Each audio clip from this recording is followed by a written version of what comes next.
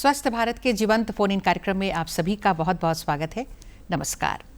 आज हम बात करेंगे हमारे हड्डियों के स्वास्थ्य की। जी, हम सब जानते हैं कि हमारा जो शरीर है वो हड्डियों के ढांचे पर बना हुआ होता है और हम तभी बिल्कुल सही से चल सकते हैं, उठ सकते हैं, बैठ सकते हैं जब हमारी जो हड्डियां हैं वो बिल्कुल सही होंगी, मजबूत होंगी। और एक बार अगर हड्डियों में समस्या शुरू हो जाती है तो बहुत सारी जो तकलीफ़ें हैं, बीमारियां हैं वो आने लगती है। इसलिए बहुत ज़रूरी है कि हम अपने हड्डियों के स्वास्थ्य के बारे में जानें कि इन्हें कैसे हम स्वस्थ रख सकते हैं और क्या हमें करना चाहिए, क्या नहीं करना चाहिए, किस किस तरह की बीमारियां हड्डियों से जुड़ी हुई होती हैं। ये तो तमाम जो बातें हैं या कहें कि सवालात हैं वो आपके भी जहन में होंगे, आप सब जानना चाहते हैं। और इसी के मद्देनज़र हमने आज जीवंत फ़ोन इन कार्यक्रम का आयोजन किया है। हम चाहते हैं कि आज आप हमें फ़ोन करें और हड्डियों से संबंधित जो भी सवाल आपके जहन में हैं हमसे पूछें। तो हम आपकी मुलाकात अपने एक्सपर्ट से भी कराएंगे, लेकिन उससे पहले आप हमारा फ़ोन नंबर नोट कीजिए ताकि आप हमें जल्दी से फ़ोन कर सकें। हमारा फ़ोन नंबर है 0651 2282 607। फ़ोन नंबर एक बार फिर से सुन लीजिए, 0651 2282 607। तो इसी फ़ोन नंबर पर आप हमें इसी समय फ़ोन कर सकते हैं और हड्डियों के बारे में सवाल पूछ सकते हैं। और चलिए अब हम आपकी मुलाकात करवाते हैं अपने आज के विशेषज्ञ से। आज हमारे साथ हैं सुप्रसिद्ध ऑर्थोपेडिक सर्जन हैं, हड्डी रोग विशेषज्ञ हैं, डॉक्टर SN यादव। डॉक्टर साहब, आपका बहुत बहुत स्वागत है हमारे कार्यक्रम में। नमस्कार। सर, हड्डियों में थोड़ी सी भी तकलीफ जब हमें होती है तो कितनी परेशानी होती है ये सभी लोग समझ सकते हैं। तो हड्डियों के जो स्वस्थ रहने की जो बात हम आज करने वाले हैं और इससे संबंधित समस्याओं की बात आज हम करने वाले हैं, तो सबसे पहले आपसे हम ये जानना चाहेंगे कि हमारी ये हड्डियाँ होती क्या है, मतलब क्या संरचना है इसकी और किस तरह से हमें इसकी देखभाल करनी चाहिए। हड्डियाँ जो है ये आपका शरीर का एक इतना मजबूत हिस्सा है, एक समझिए कि एक स्टोरेज हाउस है जो आपके मसल को, आपके ब्रेन को, सारा चीज़ को कैल्शियम सप्लाई करता है। और दूसरा कि जिसी तरह से किसी बिल्डिंग में छड़ का इम्पोर्टेंस क्या है जी, या पिलर का क्या इम्पोर्टेंस है, उसी तरह आपको हड्डियाँ का इम्पोर्टेंस आपके पूरे शरीर में है। अगर हड्डियाँ ठीक नहीं होगी तो आप कुछ भी नहीं कर सकते, ना ठीक से चल सकते हैं, ना ठीक से दौड़ सकते हैं, ना व्यायाम कर सकते हैं। आपका दिनचर्या ही रुक जाता है। जी जी जी। फ्रैक्चर होना, एक्सीडेंट होना, इमरजेंसी होना दूसरी चीज़ है। जैसे फ्रैक्चर हो गया तो हम मजबूर हैं उसका इलाज इमरजेंसी में कराने चले जाते हैं। जी जी। लेकिन अब अपने शरीर का ऐसा ध्यान रखें जिसमें कि कोई एक्सीडेंट नहीं हो, कोई इमरजेंसी नहीं हो, लेकिन आप हमेशा स्वस्थ रहें। इसके लिए आपको कुछ ध्यान देने की ज़रूरत है। और मैं सबको जो देख रहे हैं, जो दर्शकों, उनको मैं बताना चाहता हूँ कि बीमारी हो जाती है तो उसका सबका इलाज है। पॉसिबल जो इलाज है 90-95% तक का इलाज है जी। लेकिन बात है बीमार नहीं होना है, उसके लिए क्या करना है ज़्यादा जरूरी है। अभी हो गया कि आपको प्रिवेंशन जो है, क्योर होना ज़्यादा अच्छा है। आपको डिजीज होने के बाद क्योर कराने से अच्छा आप अपने प्रिवेंट करके रखिए, अपने को स्वस्थ रखिए, अपने को मजबूत रखिए। बिल्कुल। उसमें अपने परिवार को योगदान देते हैं, अपने समाज को योगदान देते हैं। बिल्कुल, ये बहुत कुछ भी कर सकते हैं। बिल्कुल, बहुत ज़रूरी और बहुत ही सही बात सर आपने शुरुआत में ही कही है कि हमें अपने हड्डियों के स्वास्थ्य का जो ध्यान है वो शुरुआत से ही रखनी पड़ेगी। और ये कहे कि माँ के गर्भ से ही हम इसके तरफ ध्यान होना चाहिए। क्या इसके लिए भी सुविधाएं हैं? अगर कुछ गर्भस्थ शिशु में कुछ हड्डियों से संबंधित दिक्कतें हैं या उनको हमें स्वस्थ रखना है ताकि वो जब आए बाहर तो फिर वो बिल्कुल सही रहे। देखिए, जब बच्चा जन्म लेता है तब तो कुछ समझ नहीं सकता है, लेकिन इसको समझने के लिए उसके पेरेंट्स को चाहिए, उसको परिवार को चाहिए कि जब प्रेगनेंसी रहता तो जो फीमेल है उसको सब चीज़ का रिक्वायरमेंट बढ़ जाता है। जी, जैसे विटामिन D3 का बढ़ जाता है, कैल्शियम का बढ़ जाता है, प्रोटीन का बढ़ जाता है। तो आपको उसके अनुपात पे आपको अपना डाइट रखना होगा ताकि बच्चा स्वस्थ रहे जी। किस लिए? इसलिए कि कंजेनिटल एनोमली होती है जो जैसे पैदाइशी बीमारी है।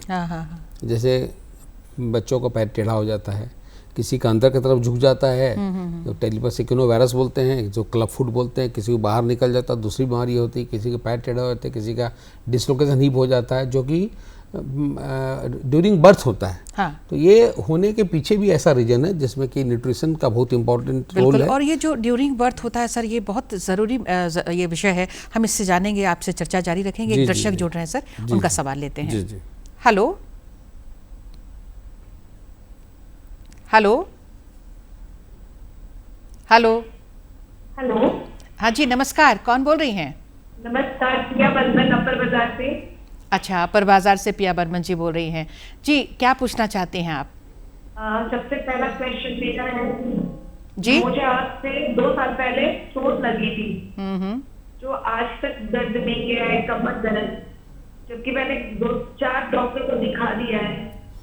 जी सर, कुछ पूछना चाहते हैं? जी, मैं बताना चाहूँगा आपको, अगर चोट लगी है और दर्द है तो आपको 2 चीज़ देखना होता है कि ये दर्द सिर्फ चोट के चलते इतना लंबा नहीं खींच सकता है, तो कोई और रीज़न होगा। जी। इसका एक प्रॉपर ट्रीटमेंट लेना चाहिए, जैसे कि आप एक विटामिन D3 का, विटामिन B12 का, कैल्शियम का एस्टिमेशन कराइए, और एक टेस्ट होता है बोन मिनरल डेंसिटी देखने का मशीन होता है जी। जो मशीन सब जगह अवेलेबल नहीं है, लेकिन झारखंड में हम लोग के रहने से ये है कि हमारे पास इस सुविधा है जिससे आपका अपना BMD देख सकते हैं कि आपका डेंसिटी बोन का क्या है। एज आपका क्या होगा? जी, वो फोन लाइन तो कट अच्छा, गया ठीक है। जी। तो जो भी वैसे एज आवाज होता से है लग उसके रहा है हिसाब कि से, मिडिल एज की होंगी। हाँ जी जी। तो उसके हिसाब से आपको एक बार एक्सरे, अगर बहुत दिन तक दर्द नहीं जा रहा तो एक्सरे और इस तरह का इन्वेस्टिगेशन कराना चाहिए। और 90% जो बीमारी है, जो दर्द रहता है, उसका पोस्चर से और फिजियोथेरेपी से ठीक हो जाता है अगर कुछ सप्लीमेंट लेते हैं। जैसे विटामिन D3 का आजकल डिफिशियंसी बहुत ज़्यादा है, और मिडिल एज की कोई लेडी है तो उसको इंजेक्शन से शुरू करना चाहिए। विटामिन D3 सप्लीमेंट ओरली लेने से उतना ज़्यादा काम नहीं करता है, तो इंजेक्टेबल लेके अपना एस्टिमेशन करा के मैंने देख ले कि कितना मेरा विटामिन D3 है, उसको जल्दी से जल्दी अपने नॉर्मल लेवल में लाइए उसको, और पोस्चर ठीक रखिए। पोस्चर सही रखना है, और फिजियोथेरेपी की भी बड़ी भूमिका होती है, उसे भी अपना सकते हैं। एक और दर्शक जुड़े हैं हमसे। Hello hello. हेलो। हाँ जी, नमस्कार, कौन बोल रही हैं? नमस्कार, मैं नीलम चंद्रा बोल रही हूँ। हाँ हाँ, नीलम चंद्रा जी कहाँ से बोल रही हैं? मैं रातू रोड से बोल रही हूँ। अच्छा, रातू रोड, रांची से। जी, सवाल करिए। हाँ, मेरा सवाल ये है कि जैसे सुबह में सो के उठने के बाद वो जमीन पे पैर रखने से ना एड़ी में बहुत ज्यादा दर्द होता है, थोड़ी देर तक तो वो खराब नहीं जाता है बिल्कुल। जी हाँ, ये जो आप बोल रही है कि दर्द मेरा जो सुबह जब उठ के जब पैदल चलते हैं, फीमेल में बहुत कॉमन है। प्लांटर फसाइटिस उसको बोलते हैं पहले शुरू में, लेकिन प्लांटर फसाइटिस के पीछे इसका रीज़न एक ही होता है, लो बोन डेंसिटी। जैसे मैं अभी बता रहा था कि बोन में आपका कैल्शियम कम रहेगा, विटामिन D3 कम रहेगा, मिनरल कम रहेगा, तो आप जैसे पैर रखेंगे तो बहुत दर्द करेगा, लेकिन 5-7 कदम रखने से, थोड़ा दूर चलने पर फिर थोड़ा सा ठीक लगने लग जाता है। तो ये प्लांटर फसाइटिस है, इसका भी इलाज यही है कि आप एक देख लीजिए विटामिन D3 क्या है, कैल्शियम कैसा है आपका, थायराइड आपका है कि नहीं वो देख लीजिए। अगर ये सारा है तो कैल्शियम और विटामिन D3 सप्लीमेंट लेके और थोड़ा फिजियोथेरेपी करके आइस से इसको स्पॉन्जिंग करना चाहिए। इसके बाद ये खुद ही ठीक हो जाता है, और ज़्यादा ज़रूरत हो तो कोई इंजेक्शन की ज़रूरत पड़ती है। बिल्कुल, मतलब हमने बात ही शुरू की थी न्यूट्रिशन से कि सही पोषण ज़रूरी है, और ये सबों को ध्यान देना बहुत ज़रूरी है। हड्डियों की भी अगर बात करें तो एक और दर्शक जुड़ गए सर, उनका सवाल लेते हैं। हेलो। हाँ जी, हाँ मैम, नमस्ते। हाँ नमस्ते, कौन बोल रहे हैं? जी, मैं अर्चना बोल रही हूँ, रातू रोड में रहती हूँ। अच्छा, अर्चना जी बोल रही हैं रातू रोड से। जी, सवाल करिए अंजना जी। पैर टूट गया था, हाँ, प्लास्टर हुआ, जुट गया है, लेकिन पेन बहुत रहता है। कितने दिन पहले टूटा था? कट गया जी, 1 साल हो गया सर। 1 साल हो गए। 1 साल के पहले अगर पैर टूटा है और अगर प्लास्टर लगवाई है और अलाइनमेंट ठीक है, मेरा कहने का मतलब कि जिस जगह में जुड़ना चाहिए था अगर उसी जगह में जुड़ गया है, लेकिन वो ऐसे नहीं पता चलता है, उसका एक्सरे होना चाहिए प्रॉपर कि कितना जुड़ा है कितना नहीं जुड़ा। कहा कि जुड़ने का तो कई तरह के होते हैं, कभी कभी बोन टू बोन यूनाइट करता है, कभी बोन के बीच में एक फाइब्रस टिश्यू बन जाता है जो जुड़ा हुआ जैसा लगता है, लेकिन असली सही जुड़ा जगह पे रहता नहीं नहीं होता है। जी, जी, जी। तो अगर ये सब चीज़ें तो एक्सरे करके डॉक्टर से मिलना चाहिए, इसलिए कि फ्रैक्चर के बाद 1 साल तक नहीं जुड़ा हो ऐसा कोई समस्या नहीं होती है, जल्दी यूजुअली नहीं होती है। जी, जी। अगर होती है तो उसको देखना चाहिए अच्छी तरह से, ध्यान से, कि उसको क्या खामियां हैं। जी बिल्कुल, और ये ठीक हो सकता है। बिल्कुल, एक बार मतलब एक्सपर्ट के पास अपना जाकर एक बार हाँ, सही तरीके से जांच और इलाज करवा है। लेते हैं तो बिल्कुल ये पता चल जाएगा असली कारण कि क्यों दर्द होता है पैर में। जी, इन सवालों से पहले सर हम आपने जिक्र किया था कि कुछ बच्चों के पैर टेढ़े हो जाते हैं, कुछ और सी समस्याएं हो जाती हैं, तो इसमें हम लोग क्या कर सकते हैं? सबसे बड़ी दुविधा होती है जब किसी के घर में बच्चा आता है तो बेचारा वो उत्साहित रहता है, लेकिन जब देखता है ना कोई डिफेक्ट है तो बड़ा मन छोटा हो जाता है, बहुत तकलीफ होती है। इसी जैसे आप देख लेंगे कि कभी आपका डिफॉर्मिटी ऐसा हो जाएगा कि जॉइंट है वो दूसरे तरफ खुलने लग जाएगा। यहाँ पर जॉइंट नी जॉइंट है उल्टा साइड मुड़ने लग जाता है, इसको हाइपर एक्सटेंशन बोलते हैं। जी जी जी जी। जो हिप का है वो डिसलोकेटेड रहता है बाहर की तरफ। अच्छा। और क्लब फुट बहुत कॉमन है, जिसको क्लब फुट बोलते हैं। एक तरह जुड़ा से हुआ रहता है, नहीं पूरा मुड़ा हुआ रहता है। अच्छा। पैर उल्टे जैसे तलवा ऊपर की तरफ हो जाता है। अच्छा। तो इसका भी इलाज है, होने को सब ठीक हो सकता है, लेकिन इसको ना हो इसके लिए आपको प्रेगनेंसी के समय ध्यान देना पड़ता है अपने पोस्चर पर, अपने व्यायाम पर, अपने खान पान पर, ताकि बच्चे को कोई दुष्प्रभाव नहीं हो। बिल्कुल। ताकि मदर फादर हो या परिवार को कोई भी हिस्सा जो लोग हैं वो अपनी तकलीफ को बर्दाश्त कर लेते हैं, लेकिन बच्चे में कोई तकलीफ हो ऐसा आदमी बर्दाश्त नहीं करते। बिल्कुल। तो ऐसा ध्यान रखें। और किसी को हो जाए तो इसका भी उपाय है, बिना वो इलाज की बात सर हम आपसे जरूर करना चाहेंगे। आपके पास में जितनी तकनीकें हैं उनके बारे में लोगों को बताना जरूरी है। एक दर्शक जुड़ रहे हैं, पहले उनका सवाल ले लेते हैं। हेलो जी, नमस्कार, कौन बोल रही हैं? नमस्ते, मेरा नाम दीप्ति है। दीप्ति जी, कहाँ से बोल रही हैं? जी अच्छा जी, सवाल करिए। मेरा सवाल ये है कि अभी मेरा 32-33 इयर्स हो रहा है जी। तो कभी कभी सीढ़ी पे चढ़ते वक्त वो घुटने पे ना आवाज होती है, तो मतलब क्यों होती है? जी देखिए, मैं अभी शुरुआत ही कर रहा था इसके लिए कि अब दो तरह की बीमारी होती है। एक तो एक एजिंग से जो बोन मिनरल डेंसिटी कम होता है तो उसके चलते घुटने में आवाज़ होना या और जोड़ों में आवाज़ आना बहुत कॉमन। लेकिन इसके पहले अगर एज कम हो और इस तरह की आवाज़ आती है तो इसमें डिजीज पोर्शन भी एक है, जिसको अर्थराइटिस, तो एक ब्रॉड टर्म है। अर्थराइटिस मतलब घुटने का तकलीफ या जोड़ों का तकलीफ। जी जी। देखिए, अर्थराइटिस एक एज से होता है, अर्थराइटिस एक डिजीज होता है, बीमारी होता है।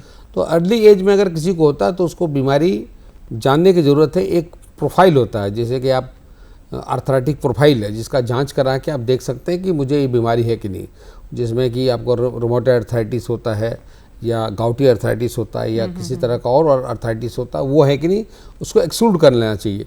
और अगर वो सब चीज़ ठीक है तो फिर अपने बोन हेल्थ पर ध्यान दीजिए, एक्सरसाइज पर ध्यान दीजिए। और एक्सरसाइज में प्रॉपर मसल का स्ट्रेंथ आना चाहिए, ऐसा काम करना चाहिए जिसमें कि वॉक कर सकते हैं, साइकिलिंग कर सकते हैं, क्रॉस ट्रेनर कर सकते हैं और ये जोड़ की समस्या से निजात पा सकते हैं।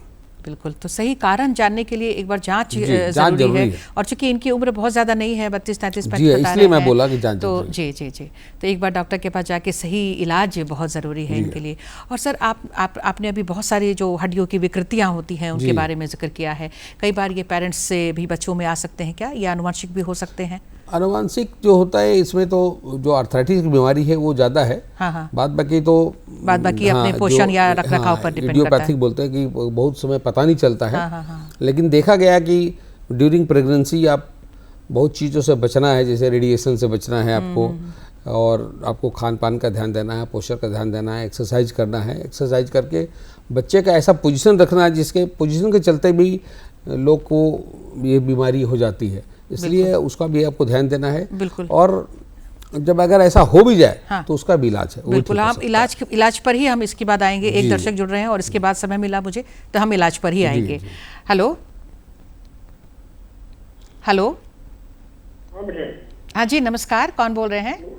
नमस्कार, मैं रोहतक जी, हरियाणा से बोल रहे हैं? रोहतक से बोल रहे हैं? अच्छा जी जी, ओम प्रकाश जी। वेरी गुड जी जी, सवाल करिए ओम प्रकाश जी। ठीक है, मैं एक तो सिमर दर्द रहता है, आवाज साफ नहीं आ रही जी। मेरी आवाज में बस सुनाई, आपकी आवाज हमें मिल रही है, आप कहिए, सवाल करिए। मेरे तो सिमर दर्द रहता है 24 घंटे। जी फिर से हाँ हाँ कहिए। एक फेफड़े शुक्र है, बता रहे डॉक्टर, फेफड़े शुक्र है, उसकी वजह से खांसी आती है 24 घंटे। फेफड़ों में तकलीफ है?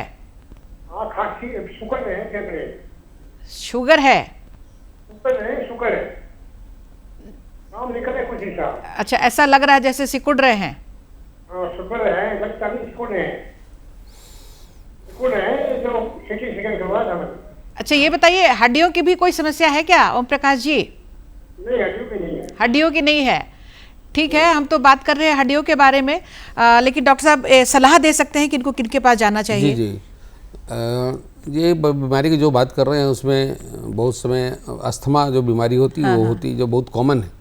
किसी को एलर्जी से, किसी को अस्थमा वो होता है, एलर्जी से रहता है, किसी को जेनेटिक होता है ब्रोंकियल अस्थमा।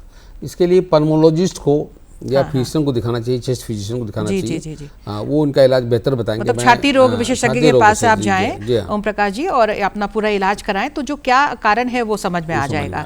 जी बिल्कुल। और अब हम इलाज की बात करेंगे डॉक्टर साहब, आपके पास में बहुत सारी तकनीकें आजकल नई नई आ गई हैं, क्योंकि हड्डियों की जहाँ तकलीफें होती हैं, कुछ विकृतियाँ आती हैं, लोगों को ये अंदर लगता है कि सिर्फ ऑपरेशन ही इसका है। आपके पास भी कई लोग आते होंगे यही सोचकर कि सर आप क्या ऑपरेशन कर दीजिएगा।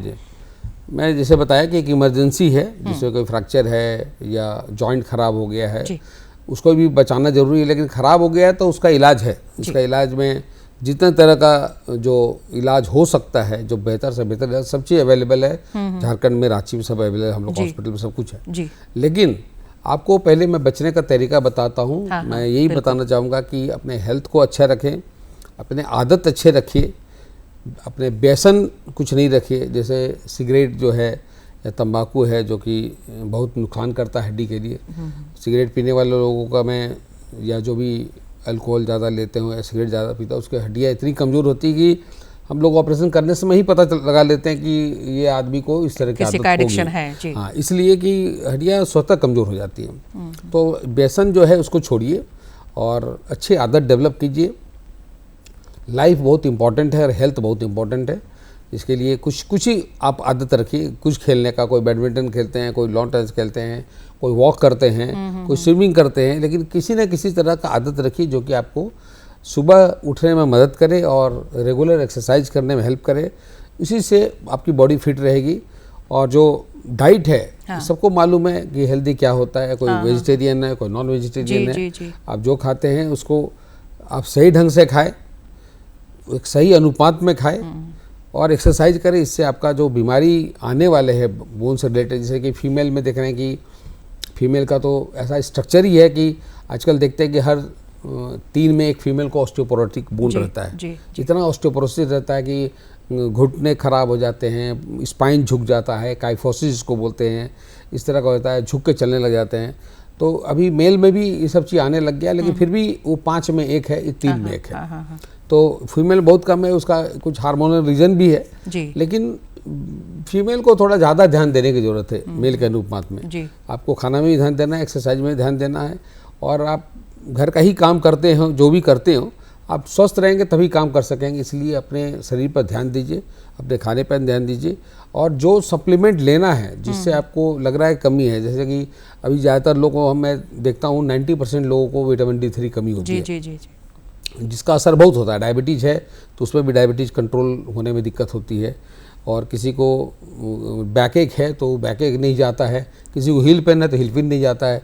तो आप विटामिन D3 का सप्लीमेंट लेना, कैल्शियम का सप्लीमेंट लेना, कुछ एक्सरसाइज करके अपने को फिट रखिए ताकि घर के काम कर सके, बच्चों पर ध्यान दे सके, अपने परिवार पर ध्यान दे सके। तो खान पान रखना बहुत ज़रूरी है, और अगर उससे ज़्यादा कुछ है तो वो भी ठीक हो सकता है। जिस तरह का हम लोग के पास इंतजाम है। हाँ, लेकिन मैं चाहता हूँ कि कोई बड़े इलाज नहीं करके प्रिवेंशन पहले करें, क्योर बाद में हो। हाँ, लेकिन अगर किसी भी तरह की समस्या इस तरह की होती है, या किसी तरह की, चाहे वो दुर्घटना के कारण हो या किसी डेफिशिएंसी के कारण हो, या कभी हमारे गलत खान पान, या जैसे आपने कहा व्यसन के कारण हो, तो उन सब का भी इलाज हो जाता है। मतलब अगर ऐसा कोई है तो उसको दुखी नहीं होना है कि अब हमारा जीवन बिल्कुल अब हो गया, खराब हो गया। बिल्कुल। तो अगर इलाज की हम बात करते हैं तो क्या क्या आधुनिक तकनीकें अभी हम जान सकते हैं सर? अभी देखिए कि जितने लोग आते हैं दिखाने के लिए, तो ओपीडी में हम लोग पास दिखाने आते हैं, तो मैं देखता हूँ कि कमर का दर्द बहुत ज़्यादा होता है। और 50 के बाद जो लेडी होती है, 40-50 के बाद उनका घुटना का तकलीफ बहुत बढ़ा रहता है।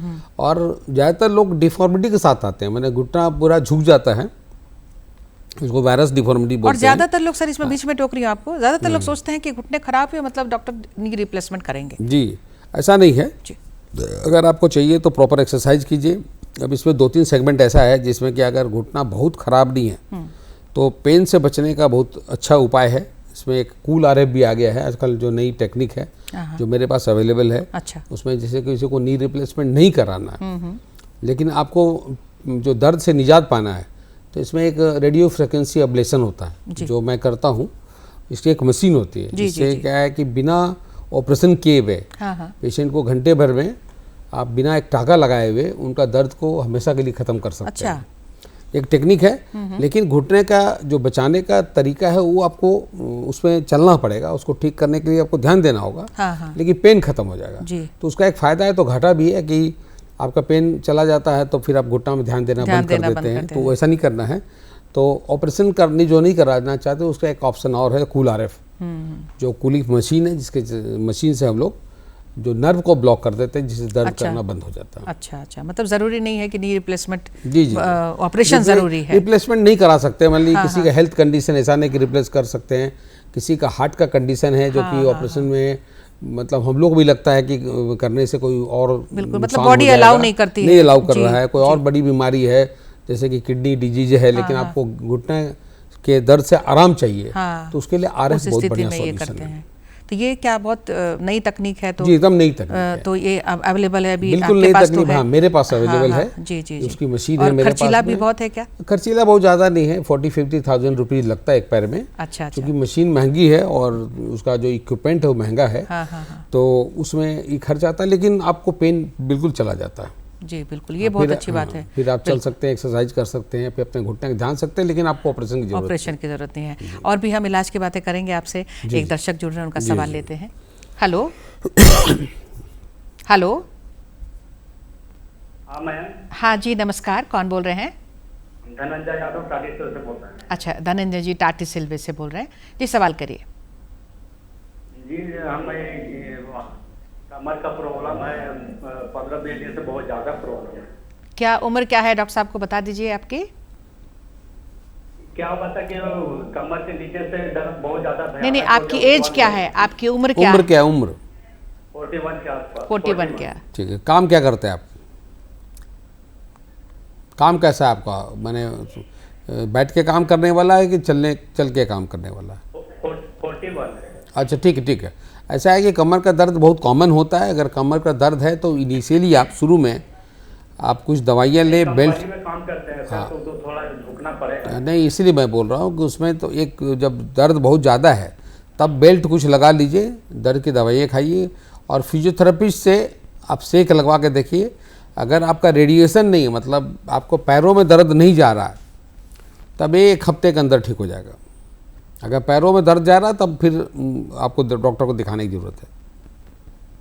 मतलब ये अगर फिजियोथेरेपी पहले करवा सकते हैं? हाँ, अगर रेडिएशन नहीं है, मतलब नर्व का पेन नहीं है, हाँ। मतलब डिस्क का पेन नहीं, नर्व का पेन नहीं, मैकेनिकल बैक एक बोलते हैं इसको, कुछ चीज सिर्फ कमर में दर्द है तो ये सेक से और दवा से बहुत जल्दी ठीक हो जाता है। मतलब वो झुकने से या पोस्चर से? उनका काम है झुकने का, लेकिन बेल्ट लगाने से थोड़ा रेस्ट्रिक्शन हो जाएगा झुकने का और दवा से तो इस तरह के पेन में डॉक्टर साहब क्या एक्सरसाइज वगैरह किया जा सकता है? नहीं, पहले एक्सरसाइज नहीं करते हैं। पहले पेन को शांत करते हैं, फिर एक्सरसाइज करके आप प्रिवेंट करते हैं कि दोबारा आपको दर्द ना हो या लाइफ में फिर से ये चीज़ नहीं अकर करे। उसके लिए आपको एक्सरसाइज जरूरी है।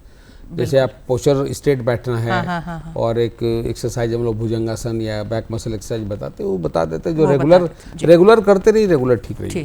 बिल्कुल। एक और दर्शक जुड़े हैं, उनका सवाल लेते हैं। हेलो। हाँ जी नमस्कार, कौन बोल रही हैं? नमस्कार, मैं संदीपिका बोल रही हूँ। जी, कहाँ से? हेलो। हाँ जी, कहाँ से बोल रही हैं? हाँ, मैं रांची से बोल रही हूँ। अच्छा जी, सवाल करिए। मेरा सवाल है कि हड्डी में दर्द और कमजोरी का क्या कारण है? नहीं, हड्डियों में दर्द मतलब जोड़ों में दर्द है, कमर में दर्द है, घुटने में दर्द है, कहाँ दर्द है, या सारे हड्डियों में दर्द है? जोड़ों में और कमर में। जोड़ों में और कमर में। तो जी यही हम बात कर भी रहे थे। जी। लेकिन चलिए दर्शकों ने तो एक बार और जानना चाहा है और ये कॉमन प्रॉब्लम है मेरे ख्याल से, मुझे लगता है बहुत कॉमन प्रॉब्लम है फीमेल में। मैंने जैसे बताया कि ज़्यादातर समय डिफिशिएंसीज होता है। जिस तरह का अगर आपको स्ट्रक्चरल डिफेक्ट कुछ नहीं है तो ये डिफिशिएंसीज होता है। विटामिन D3 कम होना, कैल्शियम कम होना, यूरिक एसिड का बढ़ना, या फीमेल में ज़्यादातर समय थायराइड रहता है। तो थायराइड का टेस्ट करा के देखिए कि अगर थायराइड है तो उसको फिर दवा से नॉर्मल कर सकते हैं। और जो भी दर्द है पहले आप डॉक्टर से कंसल्ट कीजिए, कुछ सप्लीमेंट लीजिए, फिजियोथेरेपी कराइए, फिर अपने एक्सरसाइज कीजिए। इससे ऊपर कुछ होता है तब फिर आपको एमआरआई भी करना पड़ सकता है या देखना सकता क्यों दर्द है। तो ये बहुत सिंपल है, ये बहुत इस तरह का दर्द बहुत कॉमन है। जी जी बिल्कुल। तो मतलब ये कॉमन समस्या है, हम लोग लगातार अभी बात भी कर रहे हैं कि, और ख़ास करके फीमेल में इस तरह की जो समस्या है, चाहे वो घुटनों की हो या कमर की हो, कंधों में भी कई बार बहुत सारी तकलीफ हो जाती है, गर्दन में जो पेन है उसके लिए भी लोग मालिश वगैरह भी कराने लगते हैं। तो ये सब क्या सही है या नहीं? मालिश तो नहीं करना चाहिए, उसमें वही है कि प्रॉपर जैसे किसी जगह में पेन होता है तो सबसे पहले है कि उसको इमोबिलाइज करना चाहिए। जैसे कमर में दर्द है तो बेल्ट लगा लेते हैं, उसी तरह गर्दन में दर्द है तो आप पहले कॉलर लगा लीजिए। और डॉक्टर से नहीं मिल सकते हैं तो कम से कम कुछ टेस्ट जो मैं बताता हूँ आपको, विटामिन D3, कैल्शियम सब देख लीजिए, थायराइड देख लीजिए, और फिजियोथेरेपिस्ट से कुछ दवाई के साथ फिजियोथेरेपी करा के देखिए, जिसमें कि सेक होता है, अल्ट्रासाउंड थेरेपी है, और कुछ और भी थेरेपी, लेजर थेरेपी है, ये सब चीज़ सब मतलब फिजियोथेरेपी उसको एक बेटर करके उपचार आप ठीक दे कर सकते सकते हैं। और इसके बाद भी अगर हो तो फिर दिखाइए, आप एक्सरे कराइए, एमआरआई कराइए, और उसका मैंने सॉल्यूशन सब जगह है। बिल्कुल, सॉल्यूशन सब जगह है। पहले ज़्यादातर समय डिफिशिएंसी। बिल्कुल, आज हम बात ही कर रहे हैं कि पहले हम अपने आज प्रिवेंशन की ही बात करेंगे, आज हम मतलब न्यूट्रिशन की बात करेंगे, हेल्थ की बात करेंगे। एक और दर्शक जुड़ रहे हैं, उनका सवाल लेते हैं। Hello hello. हेलो। हाँ जी नमस्कार, कौन बोल रहे हैं? हम एसपी मंडल बोल रहे हैं, एसपी मंडल पुरुलिया से बोल रहे हैं। जी, पुरुलिया से बोल रहे हैं जी। एससी मंडल जी, कहाँ से क्या सवाल पूछना चाहते हैं आप? हम चाहते हैं, पूछना चाहते हैं डॉक्टर साहब से, मेरा मिसेस को दोनों हाथों में दर्द है, आज हो गया करीब 10 साल से ज्यादा हो रहा है। तो हम बहुत सा डॉक्टर दिखाया, रांची में भी दिखाया, असम में भी दिखाया, लेकिन कोई ऐसे दवा दे देता है टेम्पोररी, लेकिन कोई एक्चुअली इलाज में दर्द नहीं हो रहा है, अभी भी चल नहीं पा रहा ठीक से। डॉक्टर साहब जैसे मैं समझ गया, मैं समझ गया आपकी बात को। अगर इतने दिनों से दर्द है तब कुछ ना कुछ बीमारी है, तब आपको प्रॉपर टेस्ट करा के ही दिखाना चाहिए डॉक्टर को। ऐसे दर्द की दवा खाना उचित नहीं है कि दर्द का दवा तो टेम्पररी होता है, कुछ दिन खाए ठीक हुआ, उसके बाद आप दर्द की दवा छोड़े फिर से दर्द करने लग गया। तो इसके लिए मैं रिमोटेक प्रोफाइल बताया था अभी कि कुछ टेस्ट है जिसको हम लोग बोलते हैं बैटरी ऑफ टेस्ट। मैंने उस टेस्ट में इतना सारा टेस्ट है कि जिसमें कि कुछ मिस नहीं करना, सब कर लेना है और उससे पता लगा लेना है कौन सी बीमारी है, उसके हिसाब से इलाज कराइए, ठीक हो जाएगा। ऐसी बहुत कम बीमारी जो ठीक नहीं हो सकती है, इसीलिए ऐसा बोलना ये ऐसा नहीं कि ठीक नहीं हुआ, इसका मतलब कि आप सही तरह से इलाज नहीं करा पाए। इसका प्रॉपर टेस्ट कराइए और उसके बाद इसका दवा खाइए, ज़रूर ठीक हो जाएगा। आर्थराइटिस एक डिजीज़ है, इसका प्रॉपर केयर करना पड़ता है और लंबे समय तक इलाज चलता है। बिल्कुल, अगर आर्थराइटिस भी निकलता है तो ऐसा नहीं है कि वो ठीक नहीं होने वाला है, अगर प्रॉपर इलाज चले, प्रॉपर दवाइयाँ चलती हैं और वो आप जिस तरह से बताते हैं डॉक्टर, अगर उसका हम ख्याल रखते हैं तो वो भी कंट्रोल्ड, अंडर कंट्रोल तो रह सकता है, रहता है और आप ठीक भी हो सकते हैं, ठीक भी हो और सकते हैं। दवा भी आप बीच बीच में छोड़ के फिर ज़रूरत पड़े तब दवा खाइए, लेकिन ये आपका लाइफ में आराम से लाइफ चलता रहेगा, लेकिन दर्द नहीं होगा। बिल्कुल, बल्कि तो जानना जरूरी है कि क्या बीमारी है। जी बिल्कुल। तो किन किन समस्याओं में सर मतलब ऑपरेशन की आवश्यकता होती है? जैसे आप तो सर्जन ही हैं, तो कब ऐसा लगता है कि नहीं अब सर्जरी आवश्यक है, चाहे वो नी की बात हो या फिर हिप की बात हो? दो प्रॉब्लम बहुत कॉमन है, जैसे कि एक नी सर्जरी, एक हिप सर्जरी जो बहुत कॉमन है, और स्पाइन सर्जरी। अच्छा, जैसे कि आपका डिस्क का प्रोलैप्स रहता है तो स्पाइन सर्जरी कराते हैं। नी बहुत ख़राब हो जाता है, जो नहीं चल सकते हैं, तो एक रिप्लेसमेंट जो सर्जरी एक वरदान है। जैसे जो व्हीलचेयर में आ जाते हैं, जो बिल्कुल चल नहीं पाते हैं, अपने लाइफ से दुखी हो जाते हैं, अपने लाइफ को कोसते हैं कि मैं जिंदा किस बात के लिए रह रहा हूँ, वो पेशेंट चलने लग जाता है, मार्केट घूमने लग जाते हैं, सीढ़ियाँ चढ़ने लग जाते हैं, तो ये तो उसके लिए वरदान है। लेकिन ऑपरेशन का सिलेक्शन बहुत ज़रूरी है, इसलिए कि जिसको करना चाहिए उसी को करना चाहिए, जिसको नहीं करना है उसको करना ये बहुत घातक होता है। बिल्कुल। तो अब है कि मॉडर्न साइंस का ही फायदा है कि हम लोग देखते हैं कि जो पेशेंट कभी नहीं चल सकता है वो चलने लग जाता है, चलने लगते हैं और खुशी से चलने लग जाता है, और वो बताते हैं कि मैं कितना खुश हूँ।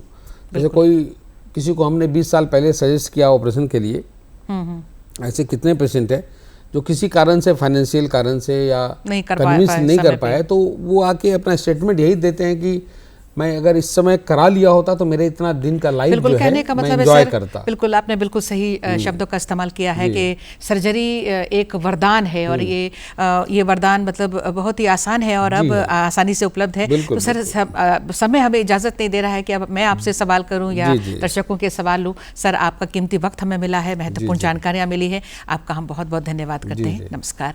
और आप सभी दर्शकों को भी बहुत बहुत धन्यवाद। नमस्कार। जी जी।